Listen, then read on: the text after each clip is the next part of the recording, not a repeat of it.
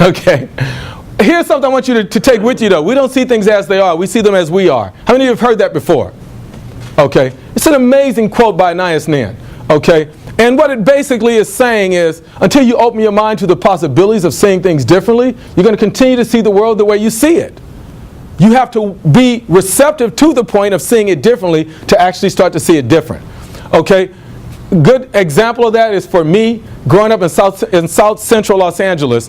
Okay? At 15, my dad was murdered. At 17, my favorite cousin was murdered.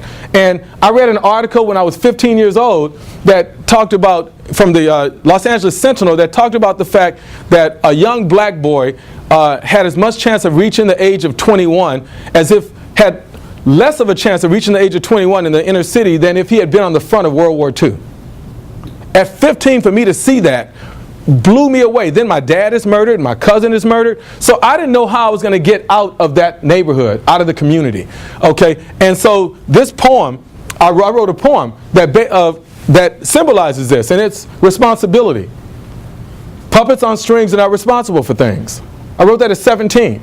Because I realized the only way I was going to get out of the hood is if I took responsibility for my actions, okay, had to make better choices and decisions and made it happen. Well, that's one of my operating principles, and it's on you now that I've shared it to you. Shared it with you. It's on you.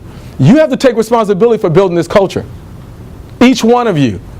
You can't pass the buck to somebody else, okay, because if you do that, then you become those women in the back of that room, okay, who are not the engaged allies that woman, Charlize Theron, deserved to have.